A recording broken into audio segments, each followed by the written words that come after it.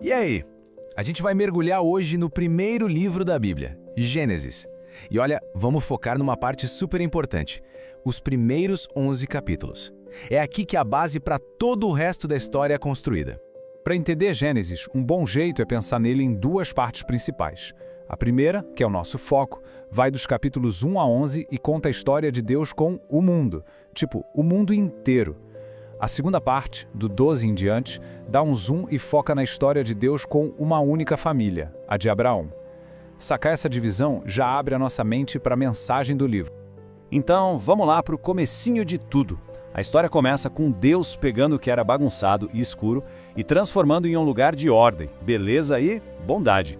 Sério, um começo que não podia ser mais perfeito. O ponto principal aqui é esse. Deus cria um ambiente ideal, um mundo projetado nos mínimos detalhes para que a vida não só existisse, mas, sabe, para que ela pudesse florescer de verdade. E é nesse mundo perfeito que ele cria os seres humanos, que em hebraico é Adão. E ele os faz à sua imagem. Mas um detalhe crucial, ser imagem de Deus não tem nada a ver com a nossa aparência, tem a ver com o nosso papel, o nosso propósito aqui. Então, que função é essa? Basicamente, os humanos foram colocados como representantes de Deus na Terra. O trabalho deles, refletir quem Deus é para o resto do mundo, governando no lugar dele. E isso significa cuidar da criação, sabe? Usar todo o potencial dela para fazer a vida florescer ainda mais. Mas é aqui que a trama começa a esquentar. Os humanos recebem uma escolha que é simbolizada pela tal árvore do conhecimento do bem e do mal. A questão era bem clara. Eles iam confiar no que Deus dizia que era bom e mal, ou iam tentar ser independentes, definindo o certo e o errado por conta própria. É a grande escolha entre confiança e rebeldia. E a escolha leva à rebelião. É aí que entra em cena uma figura bem misteriosa, a serpente. A história apresenta ela como uma criatura que já estava em rebelião contra Deus e que tinha um objetivo bem claro, arrastar os humanos para o mesmo caminho.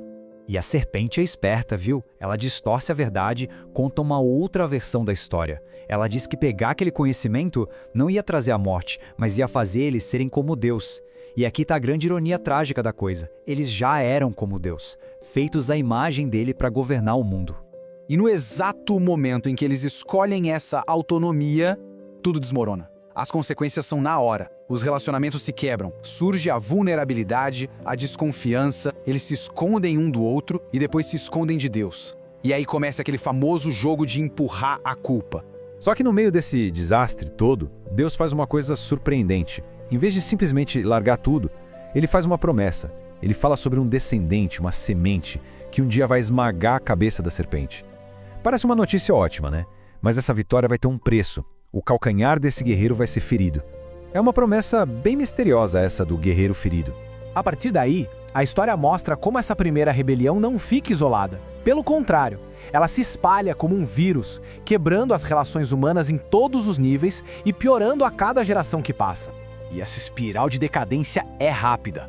Começa com Caim, que, movido pela inveja, mata o próprio irmão. Depois vem um cara chamado Lameque, que se orgulha de ser ainda mais violento e vingativo que Caim.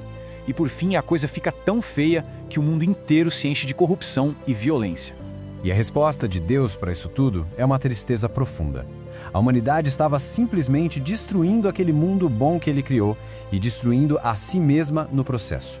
O ponto-chave aqui é que a próxima atitude de Deus é, na verdade, um ato para proteger o pingo de bondade que ainda restava. Isso nos leva à resposta de Deus. É uma história sobre o juízo contra o mal? Sim. Mas também, e isso é fundamental, é uma história de esperança, de preservar um pequeno grupo para um novo começo. Então Deus responde com um grande dilúvio, uma atitude drástica para limpar a maldade do mundo.